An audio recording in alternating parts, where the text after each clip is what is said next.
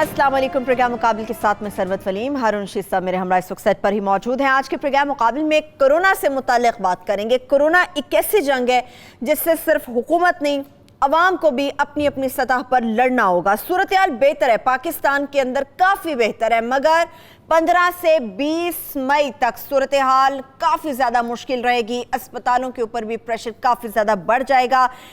Media हो, उलमा कराम हो या फिर हो पुलिस, अवाम को लॉकडाउन से मुताल्लिक बार बार समझाते रहना होगा, ताकीद करते रहना होगा कि इसके ऊपर अमल पैरा हो। वज़ीर आज़म पाकिस्तान इमरान खान साहब ने आज एक मरतबा फिर से ये एक अपील की है कि लोग लॉकडाउन के ऊपर अमल दरामद करें, मगर इसके साथ साथ ये भी बताया गया कि फैसला कर लिया गया है कि लॉकडाउन की कंडीशंस को कम किया जाएगा, नरमी की जाएगी, मगर मरहलावार की जाएगी। इससे मुतालिक तफसील से बात करेंगे, मगर इसके साथ साथ लोगों को जिस तरह से सबसे ज़्यादा इंतज़ार था रमज़ानुल मुबारक के अंदर नमाज हो, जुम्मा हो या फिर तरावी, उसके लिए मसाजिद का रुख किया जाता है। हर मुसलमान मसाजिद का रुख करता है।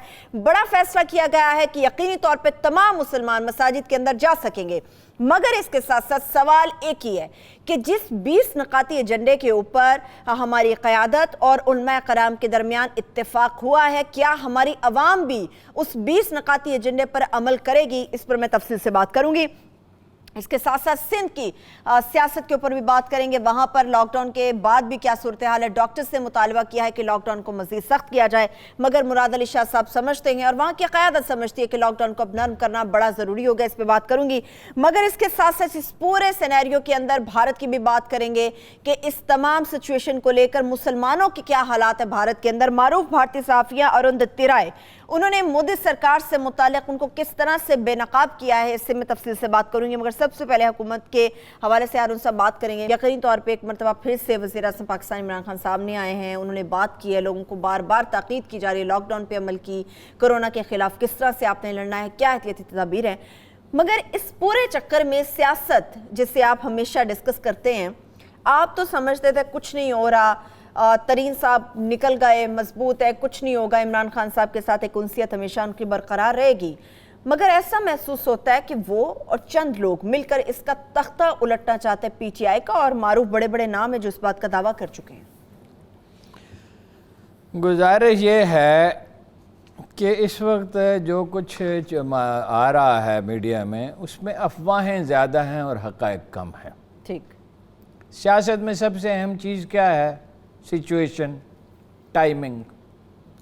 सिचुएशन जो है जिसमें सबसे अहम चीज़ कोरोना है, और टाइमिंग्स वो इमरान खान के हक़ में है। ठीक है। जहांगीर तरीन एक बहुत अहम आदमी हैं, हुकूमत की तश्कील में उनका बहुत अहम किरदार है। पंजाब की हुकूमत बनाने में और मरकज़ की हुकूमत बनाने में जहांगीर तरीन से बढ़कर किसी शख्स का कोई रोल नहीं है। ये ज़रूर है कि उनके पुश्त पर भी हाथ था, इसलिए वो कर सके। इमरान खान का भी हाथ था और लोगों का भी हाथ था, सरपरस्तों का भी हाथ था। जहांगीर तरीन साहब ये कहते हैं कि मैं पीटीआई में हूँ और पीटीआई में रहूँगा। ठीक है, बिल्कुल। और उन्होंने ये कहा कि 19-20 हो जाता है, 19 हो गया है, 20 हो सकता है। मगर कुछ हमारे अखबार नवीस दोस्त जो हैं वो ये कहते हैं कि ग्रुप बना लिया है जहांगीर तरीन ने और ऐलान जंग करने वाला है, और वो इस हुकूमत को उखाड़ फेंकने की कोशिश करें। आप क्या कहते हैं? और देयर आर अदर पीपल जो ये कह रहे हैं कि जो साद रफ़ीक की मुलाकात हुई है वो असल में सियासी मुलाकात है। चौधरी बरादरान से साद रफ़ीक की मुलाकात असल में सियासी मुलाकात है। उसमें ये तय पा गया है कि शहबाज शरीफ साहब वज़ीर आज़म होंगे, शहबाज शरीफ साहब, और चौधरी परवेज़ इलाही वज़ीर आला होंगे। ये तय पा गया है। ये दो बातें कही जा रही हैं। देखिए, ना तो शहबाज शरीफ साहब के साथ मैं रात का खाना खाता हूँ, ना चौधरी परवेज़ इलाही साहब से मेरी कुछ उनसे खैर मुलाकात रहती है। ऐसी बेतकल्फ़ी नहीं है कि वो दिल की हर बात मुझे बताएं। ना इमरान खान साहब से मेरी मुलाकात है, ना जहांगीर तरीन से बहुत दिनों से मेरी बात हुई है, शायद अगले चंद दिनों में हो जाए। लेकिन कॉमन सेंस एक चीज़ होती है, वक्त का धारा एक समत में बहता है। आइंस्टाइन ने कहा था, देखना ये चाहिए कि वो ज़ाते कदीम यानी ज़ाते बारी ताला क्या चाहती है, रेस्ट इज़ द डिटेल। मेरी राय में सुलह हो सकती है जहांगीर तरीन से इमरान खान की, ये नामुमकिन नहीं, ये मुश्किल है मगर नामुमकिन नहीं है।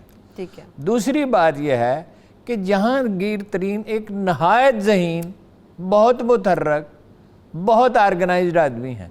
ठीक है। पिछले 20 बरस में उन्होंने इतनी तरक्की की है कि इस मुल्क में शायद ही कोई दूसरी मिसाल हो। और तरक्की के इस अमल में ये इल्ज़ाम उन पे नहीं आया कि उन्होंने नकद किसी से पैसे लेके, रिश्वत लेके, या किसी वज़ीर आज़म को रिश्वत दे के, कोई लाइसेंस लेके, परमिट लेके कुछ किया है। वो ये मानते अगर हैं कोई कि बड़ी मेहनत अगर कोई इल्ज़ाम आ सकता है, नहीं, वो जहांगीर तरीन फरिश्ता नहीं है, वो काइयाँ आदमी हैं और जब ज़रूरत पड़े तो वो जोड़ तोड़ भी बहुत कर सकते हैं, और वो दुनियादार आदमी हैं, वो फ़कीर और दरवेश नहीं है। लेकिन एक चीज़ हो सकती है, वो क्या? अगर वो हो गई तो वो जहांगीर तरीन की तबाही पे मुंतज होगी। जैसे कि अगर ये साबित हो गया कि जो 68% शुगर अफ़गानिस्तान गई है या सतत गई है, अगर ऐसा साबित हो गया, ये तो फिर 25 का इंतजार और 25 का इंतज़ार करना होगा ना, ये दैट इज़ द पॉइंट। आपने ठीक जगह पे उंगली रख दी, 25 का इंतज़ार करना होगा। ऐसा ही ऐसे ही तो नहीं आपको प्रोफेसर हम कहते हैं। और वो चीनी भेजी है जहांगीर तरीन ने, ठीक है। ये साबित हो गया तो जहांगीर तरीन साहब शिकंजे में आ जाएंगे।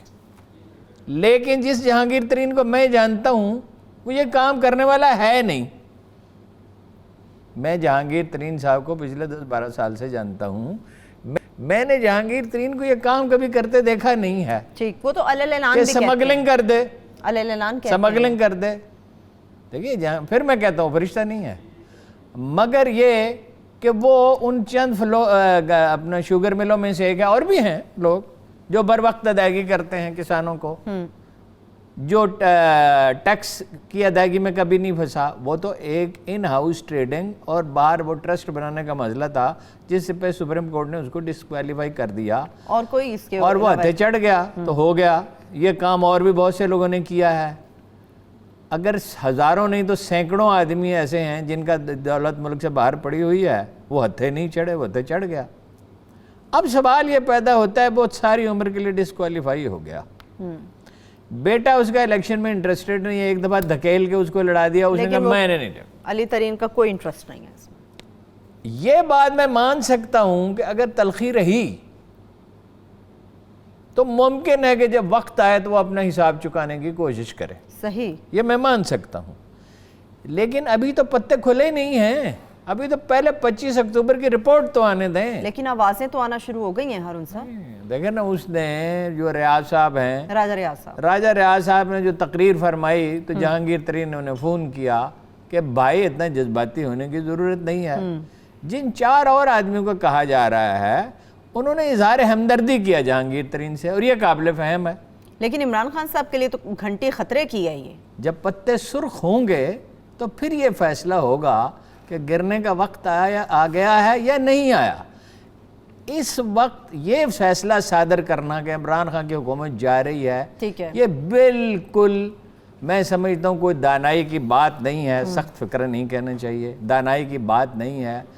अलबत्ता शहबाज शरीफ साहब मेंटली कभी कभी वज़ीर आज़म बनने के लिए तैयार हो जाते हैं वैसे, और जोड़ तोड़ करते हैं, मगर एक नुक्ता और याद रखें जी, जिस चौधरी परवेज़ इलाही को मैं जानता हूँ, जिस चौधरी शुजात को मैं जानता हूँ, और इनके वालिद गिरामी को जानता हूँ, चौधरी अपना ज़हूर इलाही मरहूम को, जिनसे हमारे ख़ानदान के मरासिम थे और मैं अपने बड़े भाई के साथ उनसे मिलने के लिए जाया करता था।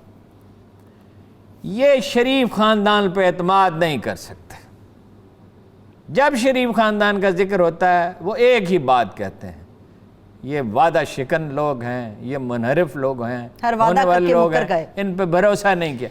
अगर चौधरी बिरादरान ने शरीफ ख़ानदान पे भरोसा किया और उनके साथ कोई समझौता किया जिसके मुझे कोई अंदेशा नहीं, तो वो उससे बड़ी गलती करेंगे जैसी उन्होंने चौधरी परवेज़ इलाही ने डिप्टी प्राइम मिनिस्टर बन के जरदारी का की थी, और जो नोटिफिकेशन निकला था उस पर लिखा हुआ था कि हैं तो ये डिप्टी प्राइम मिनिस्टर, मगर इनका इख्तियार कोई नहीं। लेकिन जिस शहबाज शरीफ साहब को जितना हम सब जानते हैं, हारून साहब आपका तजर्बा ज़्यादा है, हमें याद है सूबाई सतह से जब आगे वो मुल्की सतह पर एज एन MNA गए थे ہمیشہ صوبے کی سطح تک وہ رہے. تو دیکھنے والے میچ ہوتے تھے جب وہ ایک نیشنل اسمبلی کے اندر سپیچ کرنے کے لیے کھڑے ہوتے تھے. خیر, نجیب ہارون صاحب کی آپ نے بات کی. نجیب ہارون صاحب بانی رکن ہے پی ٹی آئی کے, ان کے استعفے کی وجہ ترین صاحب سے ہمدردی ہے یا پھر کوئی اور اختلافات ہیں؟ نجیب صاحب کا کوئی دور کا تعلق بھی ترین سے نہیں. تو پھر وجہ کیا ہے؟ نمبر 2, نجیب ہارون ایک بالکل منفرد آدمی ہے. ہی از ان لائک دا پولیٹیشنس. ایک تو آپ کو یہ سن کے حیرت ہوگی کہ ایک زمانے میں ایک مشہور اخبار نویس ہے, انویسٹیگیٹو رپورٹر, اخباروں میں اور ٹی وی میں رواج نہیں ہے کہ اخبار نویسوں کا نام لیا جائے, مگر کسی نے کوئی اچھا کام کیا تو اس کا نام لینا چاہیے. عمر چیمہ نے ایک رپورٹ دی تھی کہ جتنے سارے ارکان اسمبلی ٹیکس دیتے ہیں اس کا 92% نجیب ہارون دیتا ہے, اکیلے نجیب ہارون صاحب. امیجن. دوسری بات یہ ہے, Najeeb Haroon is perhaps the only person, ایک تو ان کا اعزاز یہ ہے کہ وہ پہلی سینٹرل کمیٹی کے واحد رکن ہیں جو اب بھی 8 رکنی کمیٹی تھی, 3 پنجاب کے, 3 سندھ کے, 2 پختونخوا, اس میں وہ واحد آدمی. تیسری ان کا ایک بات عجیب و غریب اعزازات ہے. انہوں نے وہ کنسٹرکشن کا کام کرتے ہیں مگر حکومت کا کبھی نہیں کرتے. اچھا ٹھیک ہے, چودھری منیر بھی کبھی نہیں کرتے. یہ غلطی کی, ایئرپورٹ بنایا, بھگتا اس کو, اور آئندہ انشاءاللہ کبھی نہیں کریں گے. وہ ذہن نشین کر لیا. ایک بات یہ ہے کہ perhaps he is the only ممبر, ہو سکتا ہے ممکن ہے کوئی دوسرا ہمارے علم میں نہ ہو, جو تنخواہ نہیں لیتے. انہوں نے ممبر بننے کے بعد اسپیکر کو خط لکھا, مجھے تنخواہ نہیں چاہیے, آسودہ حال آدمی ہے, مگر آسودہ حال آدمی تو زیادہ محتاج ہوتا ہے. تو وزیر اعظم کا اعتماد کیوں نہ حاصل کر سکے اتنے سال رہنے کے باوجود؟ انہوں نے فیڈرل لاج نہیں لی, انہوں نے اپنا گھر بنایا اور عمران خان کے گھر کے سامنے بنایا. ٹھیک ہے, انہوں نے کہا ایک پہاڑی اللہ نے میرے لیے بچا رکھی تھی, میں نے اس پہ اپنا گھر بنا لیا. وہ TADA نہیں لیتے, وہ ایک کمیٹی کے سربراہ ہیں, اس کی کار نہیں لی انہوں نے. ٹھیک ہے, وہ پٹرول کے پیسے نہیں لیتے. ان کا شکوہ, اب آپ پوچھیں گے ان کا شکوہ کیا ہے؟ تو ظاہر سی بات ہے عمران خان صاحب کا اعتماد ان کا ایک شکوہ ہے. وہ کہتے ہیں کہ میں اس پارٹی کا الیکٹڈ مرکزی سینئر وائس پریزیڈنٹ تھا, میں اس کی سینٹرل کمیٹی کا واحد ممبر ہوں جو اب بھی برقرار ہے. بعد میں تو لوگ نئے آتے گئے شامل ہوتے, فطری بات ہے, نئے لوگ آتے گئے شامل ہوتے گئے.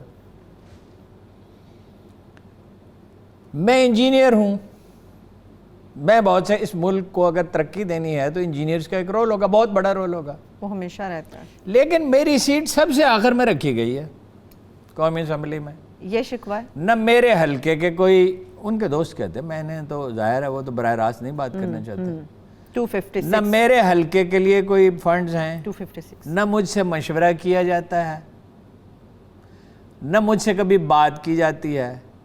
تو 4 دن پہلے ان کے ایک دوست نے مجھے بتایا, اسی لیے آج میں دیر سے دفتر آیا, میں ان کے ایک دوست سے ملنے کے لیے گیا تھا.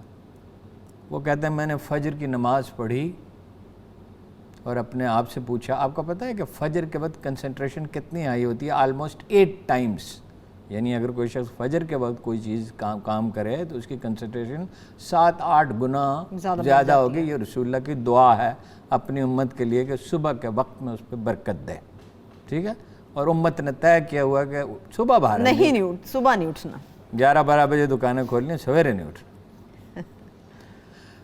تو وہ انہوں نے کہا فجر کی نماز پڑھی اور سوچا, ان کا یہ کرونا کا مجھے یہ فائدہ ہوا, مجھے یہ سوچنے کا موقع ملا, تنہائی میسر آئی کہ میں کیا کر رہا ہوں. چنانچہ میں نے یہ فیصلہ کیا کہ میں نے استعفیٰ دے دیا.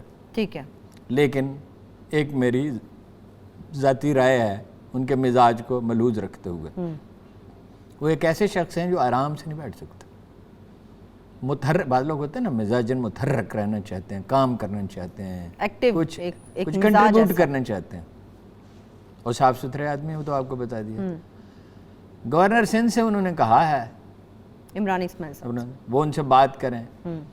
میرا خیال ہے کہ کسی دوسرے آدمی سے کہتے تو زیادہ اچھا تھا. عمران اسماعیل بھی بات کر سکتے ہیں, کوئی مسئلہ نہیں, لیکن اور زیادہ موضوع, مثلا عمر اسد عمر سے کہتے ہیں, کسی ایسے آدمی سے کہتے جو دیر تک ان کا شکوہ سن لیتا, شکوہ تو وہ لمبا کریں گے. It is 25 years. اگر بانی رکن ہے تو میرا خیال ہے وزیر اعظم اگر عمران خان صاحب ایک کام کریں جو وہ نہیں کرتے, اس کے ساتھ ہی ٹیلی فون کریں اور کہیں نجیب ہارون صاحب میں جس دن کراچی آؤں گا آپ کے گھر کھانا کھاؤں گا، اور ان کی بات سن لیں، اور اگر ان کی بات معقول ہو، اصل میں تو دیکھنا یہ ہوتا ہے نا کہ جو بات کوئی کہہ رہا ہے اس میں معقولیت کتنی ہے، وزن کتنا ہے، تو نجیب ہارون جیسے آدمی سے کام نہ لینا کوئی دانائی نہیں ہے۔ یہ تحریک انصاف کے لیے ایک لاس ہوگا۔ ایک چھوٹی سی بریک کی طرف بڑھ رہے ہیں، بریک سے واپس آئیں گے، گفتگو یہیں سے آگے بڑھے گی، مگر جہانگیر ترین صاحب سے متعلق ایک سوال میرے ذہن میں، وہ بھی ہم ہارون صاحب سے جانیں گے۔ اس کے ساتھ ساتھ علماء کرام کے ساتھ جو ایک مشاورت ہوئی ہے عارف الوی صاحب کی، اور اس کے بعد 20 نکاتی ایجنڈا ایک تیار کیا گیا اور اتفاق ہو گیا ہے، اس سے متعلق میں بات کریں گے کہ کیا اس کے اوپر عمل پیرا ہوا جائے گا، یا پھر اس کے اندر کون کون سے ایسے ابہام ہیں جن کو دور کرنا بڑا ضروری ہے۔ ایک چھوٹی سی بریک، ہمارے ساتھ رہیے۔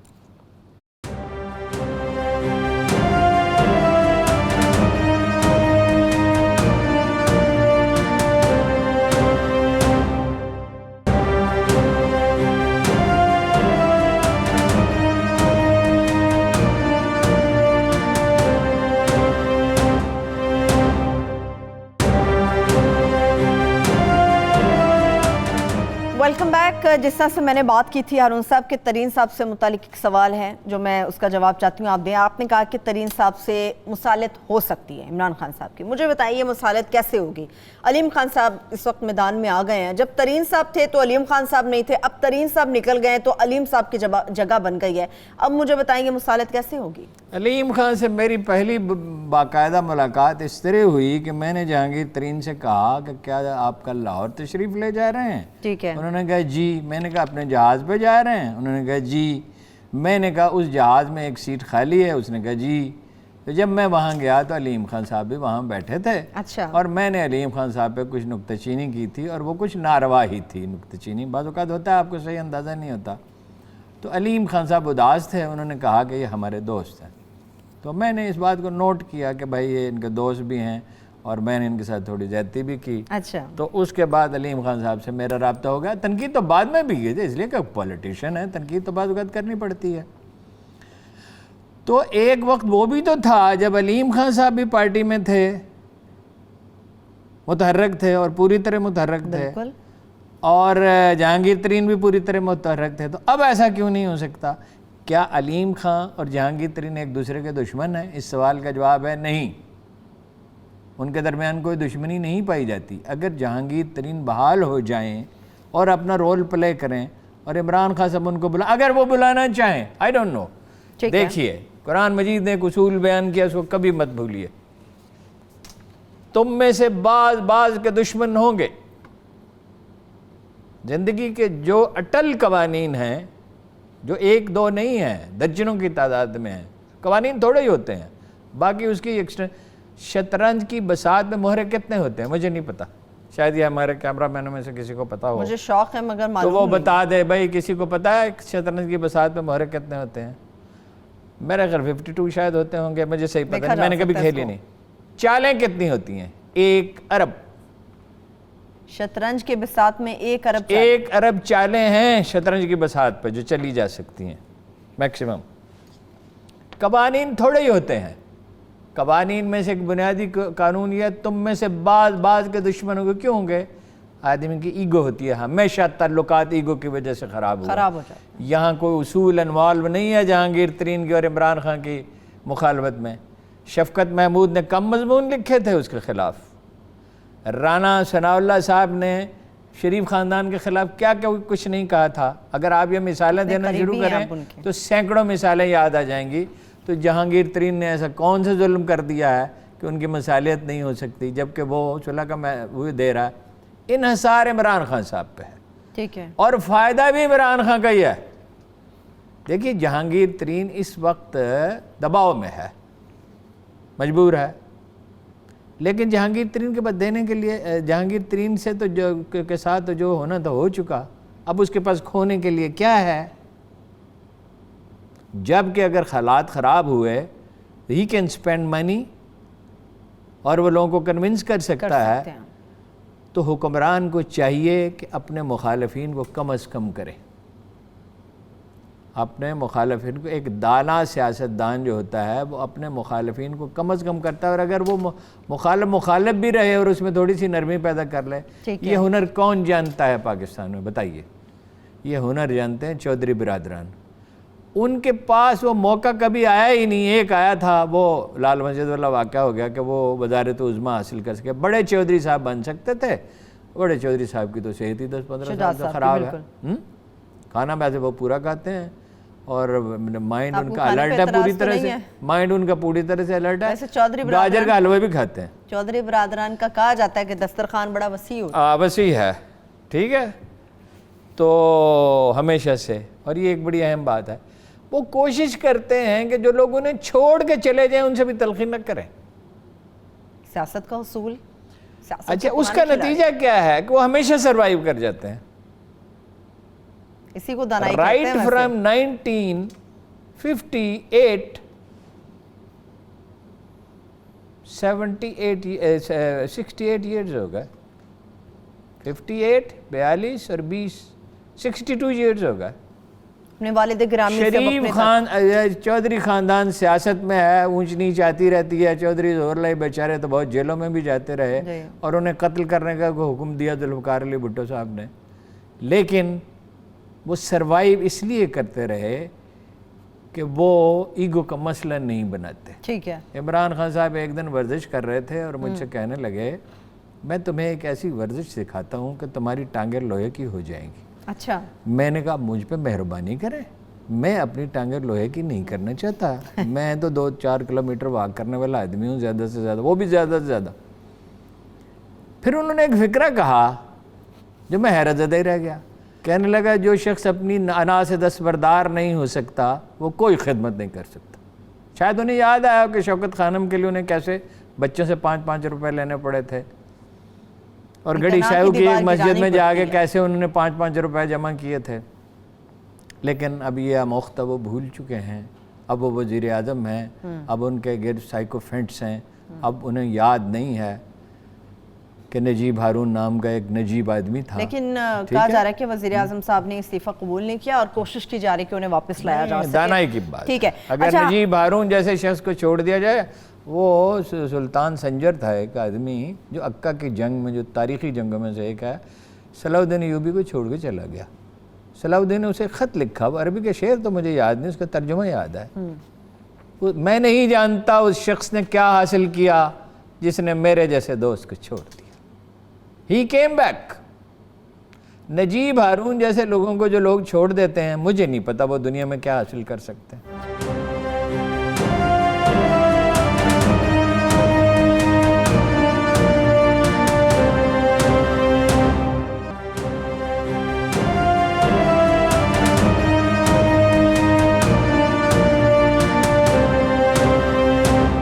وزیر اعظم پاکستان عمران خان صاحب نے خطاب بھی کیا ہے. ہارون صاحب, عوام کو ایک مرتبہ پھر سے انہوں نے اعتماد میں لینے کی کوشش کی ہے, مگر ڈرایا بھی ہے اور سمجھایا بھی ہے. ڈرایا اس سینس میں کہ 15 سے 20 مئی تک کیسز بڑھیں گے, صورتحال سنگین ہوگی, تشویشناک ہوگی. لاک ڈاؤن میں بھی کہا گیا ہے کہ نرمی کرنے کا فیصلہ کیا گیا ہے. ایسی صورت میں مجھے بتائیں کہ کس طرح سے یہ کنٹرول ہوگا, جبکہ اسپتالوں میں پریشر بھی بڑھ جائے گا بہت زیادہ. دیکھیے, عمران خان صاحب جب بات کر رہے ہیں اس سے تو اختلاف کیا ہی نہیں جا سکتا. اگر بات کی جا سکتی ہے اس پہ, نہیں, اس پہ بات تو کی جا سکتی. پہلے دن سے ہم کہہ رہے ہیں یہ جنگ عمران خان نے نہیں لڑنی ہے, یہ جنگ حکومت نے بھی نہیں لڑنی ہے, یہ جنگ صوبائی حکومتوں نے بھی نہیں لڑنی ہے, یہ جنگ فوج نے بھی نہیں لڑنی ہے. بالکل بالکل. یہ عجیب جنگ ہے جس میں 22 کروڑ آدمیوں نے اپنا رول پلے کرنا ہے. اگر قحط پڑ جائے کسی ملک میں تو اس قحط کا علاج کیا ہے؟ اس قحط کا علاج یہ ہے کہ جس کے پاس 2 روٹیاں ہیں وہ ایک روٹی دوسرے کو دے دے, اور اگر نوبت یہاں تک آ جائے کہ ایک ہی روٹی رہ جائے تو آدھی دے دے, آدھی کھا لے. جب تو قوموں کا یہ وتیرہ ہو جاتا ہے, جب قومیں یہ رویہ اختیار کر لیتی ہیں تو وہ سرفراز اور سرخرو ہوتی ہیں خدا کی بارگاہ میں. اس کے پیچھے اگین ایک کلیہ ہے, ایک اصول ہے. ہم دیکھتے ہیں بیسک پرنسپل کیا ہے. اللہ کہتا ہے صدقے سے مال بڑھتا ہے. اب یہ میری جیب میں پیسے پڑے ہوئے ہیں, کل خدا نہ خواستہ اللہ نہ کرے مجھے کرونا ہو جائے, یہ پیسے میرے کس کام کے ہیں؟ لیکن اللہ مجھے کہتا ہے کہ اللہ کا رسول کہتا ہے کہ کسی مریض کا صدقے سے بہتر علاج نہیں کیا گیا. تو جن 22 کروڑ آدمیوں کو کرونا کا خطرہ ہے وہ سارے صدقہ دیں. اور آپ کا کیا خیال ہے, اللہ تعالیٰ پیسے گنتا ہے کہ کسی نے 1 روپیہ دیا یا 1 لاکھ دیا یا 1 کروڑ دیا ہے؟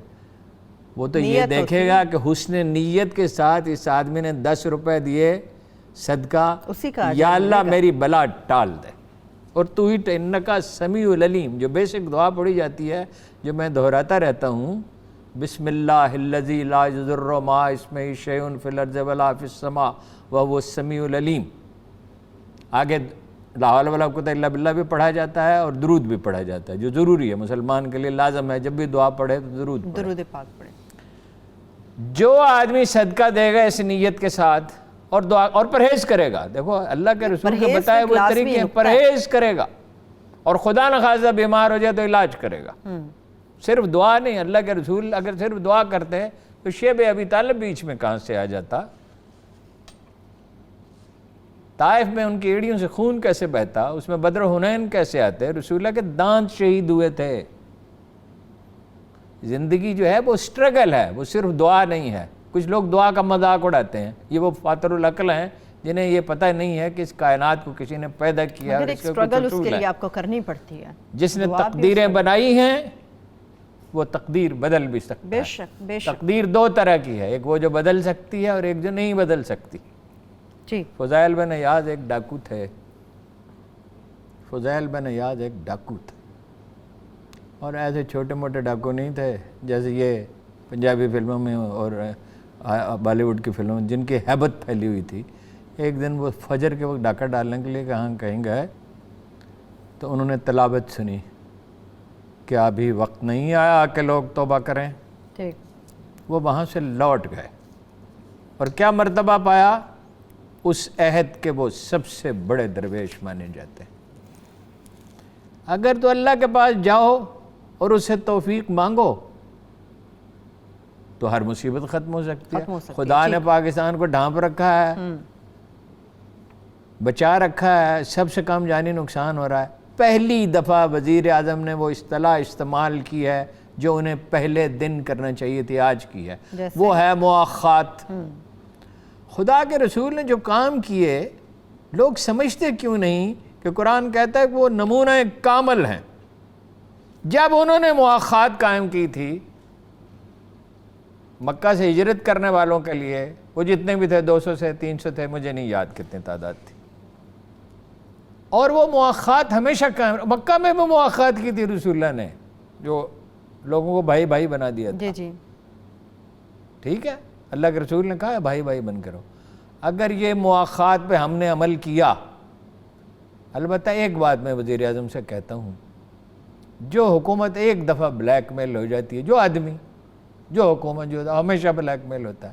علماء میں دو طرح کے لوگ ہیں، ایک لوگ وہ ہیں جو معقول بات سنتے ہیں اور اس پہ عمل کرتے ہیں، اور ایک وہ لوگ ہیں جو دوسروں کی طرح، سیاستدانوں کی طرح، وکیلوں کی طرح، اینکرز کی طرح، تاجروں کی طرح اپنی طاقت کا مظاہرہ کرنا چاہتے ہیں۔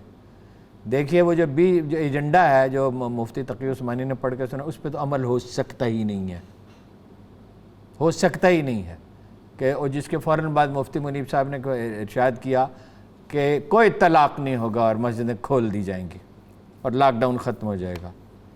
مگر حکومت نے دانائی کا مظاہرہ کیا، مجھے تو شروع میں بہت غصہ آ رہا تھا، اچھا کیا، بات چیت کی، بات چیت سے اگر مسئلہ سلجھے۔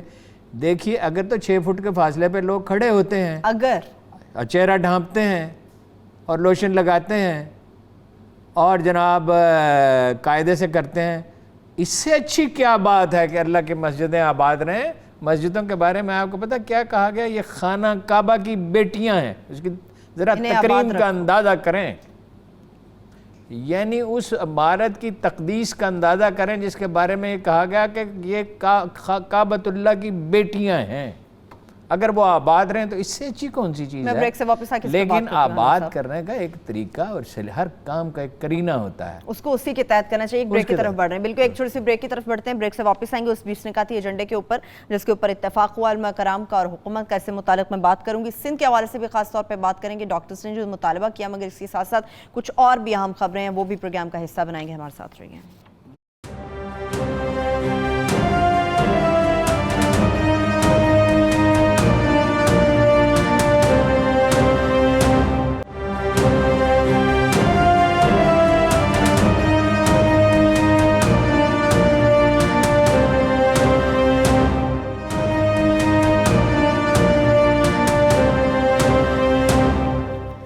ब्रेक के बाद एक बार फिर से प्रोग्राम में हम आपको खुश आमदेद कहेंगे। हारून साहब, मुझे ये बताएं, ये 20 नकात यकीनी तौर पे आपने भी पढ़े होंगे, जो जो चीज़ें बयान की गई हैं तमाम मुनासिब है, जिनके ऊपर अमल किया जा सकता है अगर अवाम करना चाहे। ये अगर का जुमला मेरे अंदर भी है, जब मैं बात कर रही हूँ, आपने बात की, आपके अल्फाज भी थे अगर। अब मुझे बताएं, इसके ऊपर हम लोग खुद कंफ्यूज हैं कि अवाम कैसे अमल करेगी। ये तो खुदा न खास्ता सूरत हाल ज़्यादा भी ख़राब हो जाएगी। देखिए, गुज़ारिश ये है, हज़ारों साल से हम बादशाहों के तहत रहते आए हैं। हम ज़हनी तौर पे हम ग़ुलाम लोग हैं। ये पैटर्नेज की सोसाइटी है, इसमें हर आदमी का एक सरपरस्त होता है जिसके ज़रिए या एक से ज़्यादा वो अपनी ज़िंदगी गुजारता है।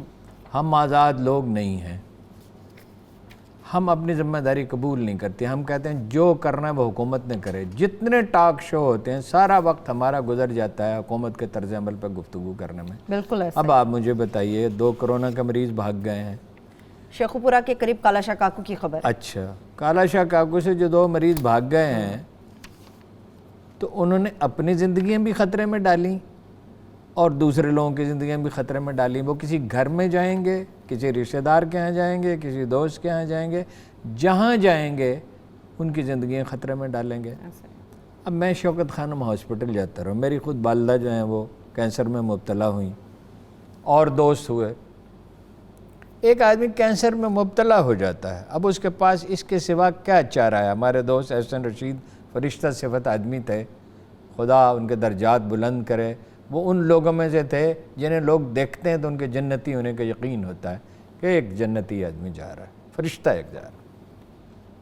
मुब्तला हो गए, इस दुनिया से चले गए। उन पर क्या बीती, उनके भाइयों पर क्या बीती, उनके ख़ानदान, उनके दोस्तों पर क्या बीती, आज तक उनकी याद आती है तो आंखें भर आती।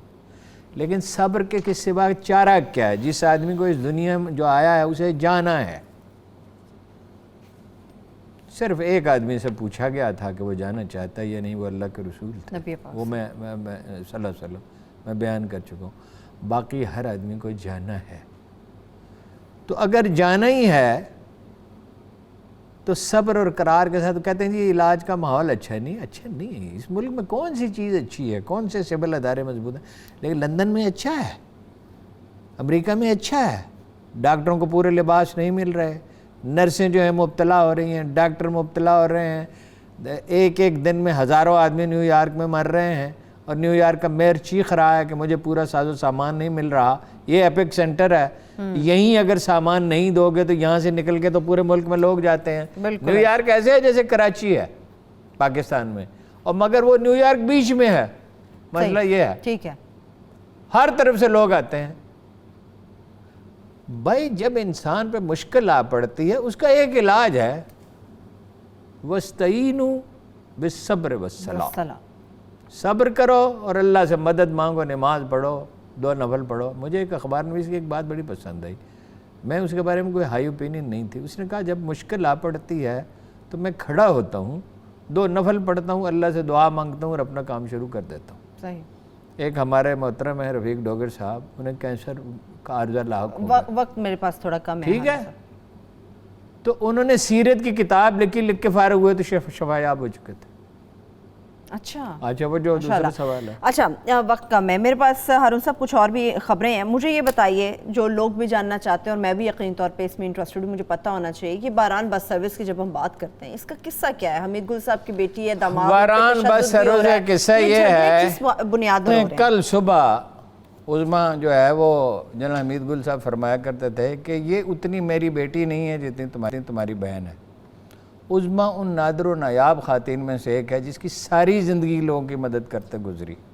यानी वो जेल के कैदियों के लिए को रिहा कराती थी, उनके जुर्माने अदा करती थी और फिर साफ मुकर जाती थी। फिर एक दिन मुझे कहने लगी, अब मुझे झूठ बोलता हुए शर्म आती है, वाकई में करती हूँ। 200 बच्चों के लिए बेनज़ीर हॉस्पिटल में उन्होंने वार्ड बनवाया है पिछले दिनों, उस वक्त जब को माली तौर पर तबाह हो चुके हैं। तो फिर उन पे एक मिनट 50 बच्चों के मरीज़ों के लिए करंटीना के लिए उन्होंने बंदोबस्त किया है। ये वारान बस सर्विस का जो हेड ऑफिस है, ये जब से उन्हें मिला है इस पे लोगों की नज़र है। ये शहबाज शरीफ से उनका एक आर्जी मुआहदा हुआ, मुशर्रफ के ज़माने में वो पुख्ता हुआ, लेकिन जनरल गुलजार क्या नहीं थे पिंडी के कोर कमांडर, वो आते ही इनके पीछे पड़ गए। ان کو بلایا اپنے دفتر میں. اس وقت میں نے کالم لکھا حمید گل کی بیٹی کے آنسو. اس کا کچھ اثر ہوا جنرل مشرف پہ اور وہ دفتر انہیں واپس مل گیا. یا اور بھی عوامل ہو گئے. ان کے والد صاحب کسی سے ان کی سفارش نہیں کرتے تھے. پھر مشرف صاحب ناراض ہو گئے جنرل حمید گل سے اور تمام لوگوں سے کہہ دیا بسیں چلنے نہیں دینی اور بیچنے بھی نہیں دینی. اب یہ شعیب صاحب ہیں کہ ڈی سی ہیں پنڈی کے, وہ 100 آدمیوں کو لے کے گئے اور جو کچھ انہوں نے کیا وہاں, اگر وہ اپنا موقف دینا چاہیں تو کل دے دیں, ہم دے دیں گے. اسے غنڈہ گردی کے سوا کچھ نہیں کہا. اس محترم خاتون کو انہوں نے دھکے دیے جو کشمیر پہ تحریک چلا رہی ہے 6 ماہ سے, اور اتنی بڑی تحریک اس نے چلائی ہے کہ کسی پولیٹیکل پارٹی نے اتنے لوگوں کو گھروں سے باہر نہیں نکالا کشمیر میں جتنے لوگوں کو اس نے نکالا. ویلفیئر کے کام وہ کرتی ہے ان حالات میں جبکہ ان کا سارا ساسا لٹ چکا ہے اور ان کے رشتہ داروں کی وجہ سے لٹ چکا ہے جی. اور اس میں ان کے قریبی رشتہ دار شامل ہے. مجھے حیا آتی ہے جنرل حمید گل مرحوم کی, ورنہ میں ان کا نام لوں. گئے اس خاتون کو دھکے دیے. وہاں ایک پٹرول پمپ ہے, 4.5 کروڑ روپے کی مشینری ہے, کتابیں ہیں, کمپیوٹر ہیں, ساز و سامان ہے. انہوں نے کہا بھائی کوئی آرڈر دکھاؤ. عدالت کا اسٹے آرڈر موجود ہے, ہائی کورٹ میں معاملہ ہے. اے ڈی سی نے کہا میں جو موجود ہوں. انہوں نے کہا بھائی آپ کون صاحب ہیں, آپ کون صاحب ہیں, اپنا وہ اپوائنٹمنٹ لیٹر دکھائیں, اپنا تعارف کرائیں. کرنٹینا سینٹر بنانے جی ہارٹ آف دی سٹی میں. وہ کرنٹینا سینٹر تو اس نے خود بنا دیا 50 آدمیوں کے لیے عظما گل نے. اس کو وزیر اعظم اور اس کو وزیر اعظم عمران خان صاحب اگر اس کا نوٹس نہیں لیتے تو یہ بڑی افسوسناک بات. چلیے اس پہ بات کریں گے انشاءاللہ, کل دیکھتے ہیں ہو سکتا ہے موقف بھی ان کی طرف سے آ جائے. مجھے پرائیویٹ سکولز کے حوالے سے بات کرنی ہے, میرے پاس لاسٹ 1.5 منٹ ہے. ہارون صاحب, یہ پرائیویٹ سکولوں سے 3 دن سے میں شرمندہ اس دفتر سے واپس جاتا ہوں. میں نے وعدہ کیا تھا سیال کوٹ کے جو پرائیویٹ ٹیچرز ہیں, ایک سکول کا میں بھی ڈائریکٹر ہوں رحیم یار خان میں, 2000 بچے جہاں پڑھتے ہیں, جہاں برائے نام فیس لی جاتی ہے, جس کا رزلٹ جو ہے کوئی 100% ہی ہوتا ہے تقریباً, یا 99%. بہت سے ایسے پرائیویٹ سکول ہیں جو اتنی ہی فیس لیتے ہیں کہ بمشکل اخراجات پورے ہوتے ہیں. بمشکل اخراجات پورے ہوتے ہیں. یہ جو فارمولہ بنا دیا ہے 20% فیسیں کم, کیسے کم؟ جو لوگ تو فیس لیتے ہیں 30,000, وہ تو 20% کم ہوگی تو شاید وہ سروائیو کر جائیں. اور یہ کہ ایسے ہی اکٹھی فیسیں دیں اور ٹیچرز کا یہ کریں اور فلاں کریں. حکومت کو اس پہ نظر ثانی کرنی چاہیے. سیال کوٹ کے ڈپٹی کمشنر صاحب سے گزارش ہے کہ وہ کئی دن سے اس وفد کو ٹال رہے ہیں. ایک دن انہوں نے بلایا, انہیں بٹھائے رکھا. ان سے پہلے جو ڈپٹی کمشنر ہوتے تھے بلال صاحب, وہ تو ہر ایک کی بات سنتے تھے, ان کی بات سنیں. ٹھیک ہے. اور یہ سکولوں کو تباہ نہ کریں. کورونا اپنی جگہ ہے, اس کا مطلب نہیں ہے زندگی کے باقی تمام شعبے جو ہیں ان پہ بلڈوزر. لیکن ہارون صاحب استادوں کو بھی تنخواہ نہیں مل رہی, اس سے متعلق کل ہم بات کر لیں گے. مجھے اجازت دیجیے ہارون صاحب, آپ کا بہت شکریہ, اپنا بہت سا خیال رکھیے. خدا حافظ.